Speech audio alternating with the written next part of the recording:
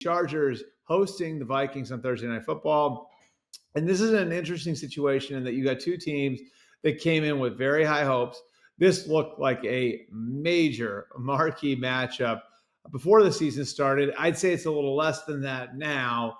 But again, a lot of intrigue based on where these teams thought they would be and how injuries have affected that. We'll start with the Vikings. J.J. McCarthy still out with a high ankle sprain. I still think the likelihood is that J.J. McCarthy is the team's quarterback down the stretch, and they're going to sink or swim with him. However, I think Carson Wentz's presence in this situation, and I don't think he played great last week, but his presence in this situation brings you back to the offseason and how the Vikings have approached this position from a global standpoint, and that they weren't going to leave themselves without an answer at the position, and they were unwilling to throw this season overboard in the name of quarterback development. It's a team that won 14 games last year. It's a team that's got a lot of proud veteran players on it.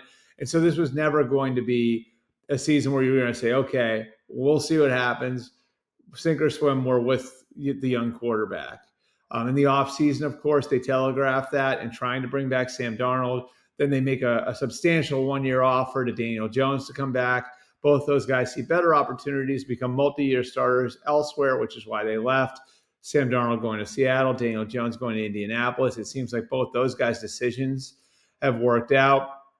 And then they trade for Sam Howell, who is more of a pure backup. They give JJ the entire course of the offseason to get all of the reps and become the starter and entrench himself with the veteran players on that team as the guy.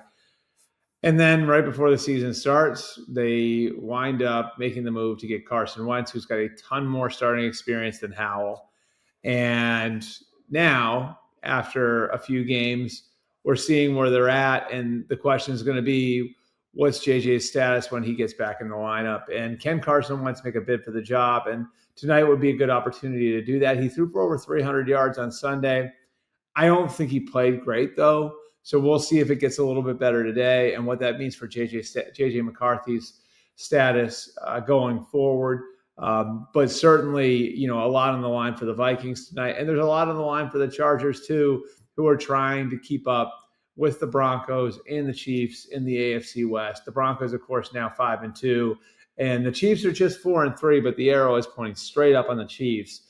So can the Chargers get their house in order? They are getting a big, big piece of the puzzle back this week with Joe Alt coming back into lineup at left tackle. At least that's the plan going into Thursday, that he will be the left tackle.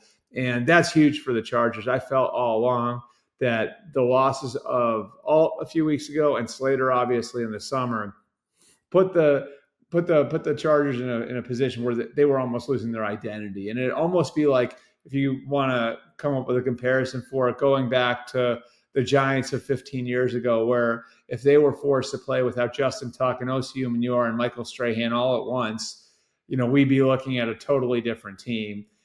So much of the personality of those Giants teams was built through the defensive line the same way. I think so much of the personality of this Chargers team is built through the offensive line, the running game. Obviously, Omari and Hampton still out, but getting Joe Alt back is a very, very big deal. And we'll see how big a difference it makes tonight against Brian Flores' complex, aggressive, attacking defense.